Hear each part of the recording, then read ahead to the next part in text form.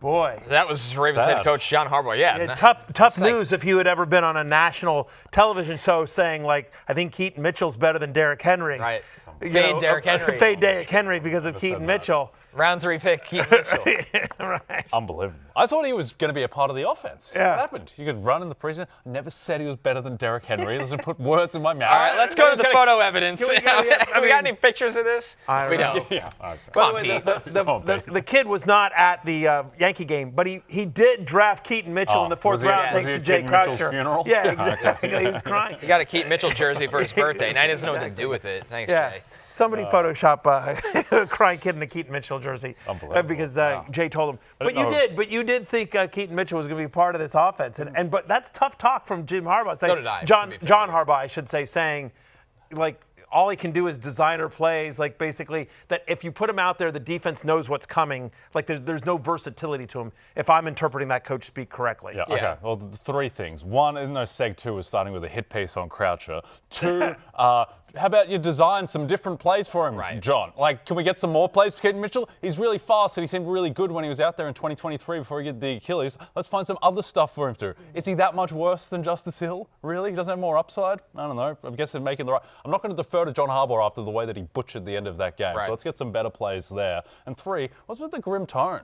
John? Like, was Manchester by the Sea with Keaton Mitchell? Like, what's going on there? He looked so grim. He was totally shell-shocked. Yeah. It might have been after the week 1 loss. I don't know exactly when that press conference happened, but that's a tough one. Keaton Mitchell, by the way, was a healthy scratch before the Bills game, before the Sunday Night Bills game. And look, I think, if you manage to ignore Jay Croucher's advice and draft Derrick Henry, as I did in the League of Assholes, among other leagues, you're feeling pretty good right now. Maybe. Admittedly, I'm 0-1 and you're 1-0 in our league, so, Maybe Keaton Mitchell wouldn't have fumbled the game away against Buffalo. Right. And once upon a time, I know it was a very low extension, but this team gave a contract to Justice Hill. They gave him a contract extension like, we think you're worth paying as a number 2 running back, so they're probably going to ride that out unless he gets banged up, and then Keaton Mitchell, who is much faster and much more exciting, might play. But Keaton Mitchell was kind of a trendy sleeper for deeper leagues. Obviously, he looked great this summer. He looked great this summer. He had that one big play in the preseason where you're just like, whoa, he looks all the way back. And then, anyway, so feel free to drop Keaton Mitchell in non-dynasty leagues, non-keeper leagues. Looks like it's going to be quite some time before he gets on the field. And full confidence, obviously, in Derrick Henry.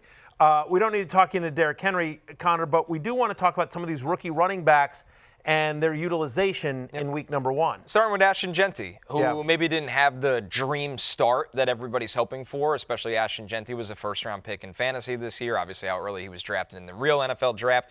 But I will say this, Matthew, New England under Mike Vrabel, they're going to do everything they can to make sure teams cannot run on them. And the Raiders, to their credit, looked around and said, we have Geno Smith, we have Brock Bowers, we have Jacoby Myers. Without Christian Gonzalez healthy for this game, we could feast on this New England secondary. They didn't need Jeanty to be a hero.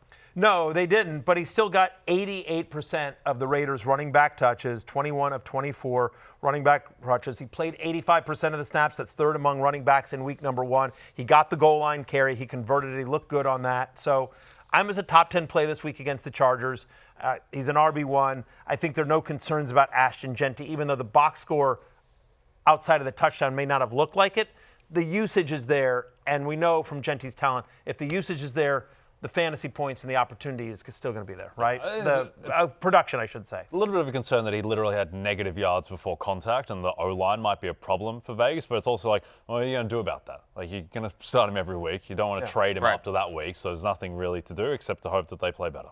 And I think the utilization and just overall eye test was good for Omarion Hampton as well, Jay. This is somebody that the Chargers came out week 1 and shocked the Chiefs with how much they threw. Yeah. It feels like this is one that the pendulum will swing back, and Hampton's due for a big week soon. I think 2 things can be true out of week 1. One, you can be a little bit surprised that the Chargers threw the ball so much that they have been now, since the midpoint of last year, the top 2 pass rate over expectation team in the NFL. And this is going to be a throwing offense, I think. But also at the same time, you can feel very good about Omarion Hampton and the fact that this is just unequivocally his backfield. And I don't think, as Najee Harris ramps up, What are they going to do? They're going to start giving 50% of the carries to ramped up Najee Harris? Like, Omarion Hampton, he looked fine. He looked good to me. He looked explosive. He's going up against a tough run defense in Kansas City. Like, go back and see what Chris Jones was doing in that game. Like, he was just wrecking that game. And they don't have to play Chris Jones the rest of the season until like week 15 or something. So they get to avoid him.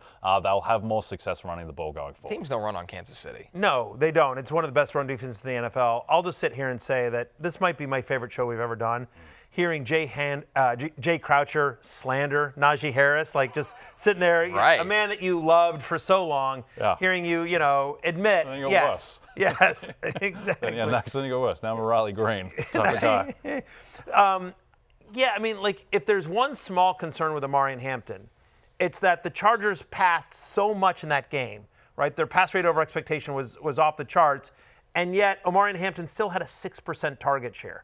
So I want to see him more involved in the passing game. So that was a little bit of concern, but 61% route participation. He got 17 of the 19 team running back touches, 89%. His utilization score for week 1 was 68. Now, the utilization score, that's a metric that Dwayne McFarland of FantasyLife.com came up with. It's very simple. On a scale of 1 to 100, how much was he utilized when looking at all the underlying data in terms of, snap share and routes and, routes per play run and everything that that he does there. They played where it snaps, his route participation, et cetera, et cetera. So his utilization score was 68, very strong. Jeanty was 74 in week 1. So just kind of an easy number to let you know, like, oh, this is a guy that's being used all the ways you want, or this is a guy that necessarily isn't. And so, I mean, I have Hampton at running back 14 this week. To me, the most telling thing about the game was at the end of the game, they're against the Chiefs. They're against the AFC champion Chiefs, one of the best run defenses in the NFL, and they're trying to, run out the clock. They're just kind of eat clock and not get the ball over, and Hampton was the running back out there. They were like, we still trust the rookie over Najee Harris as we're trying to ice this game. So I thought that was the most telling thing. The 2 running backs taken in the first round, usage obviously extremely promising. Hey, it's Matthew Berry from NBCSports.com and Rotoworld.com, and I want to thank you so much for watching whatever it is you just watched, or if nothing else, being too lazy to click out of the autoplay after this video started, after whatever it is you actually wanted to watch finished. But now that you're here, I'd like to take a moment here to ask you respectfully now, okay? I'm asking you respectfully to subscribe to the NFL on NBC YouTube channel. You'll get the latest Roto-World fantasy news headlines, all sorts of great shows, including my own Fantasy Football Happy Hour. So go subscribe now. Again, I'm asking respectfully.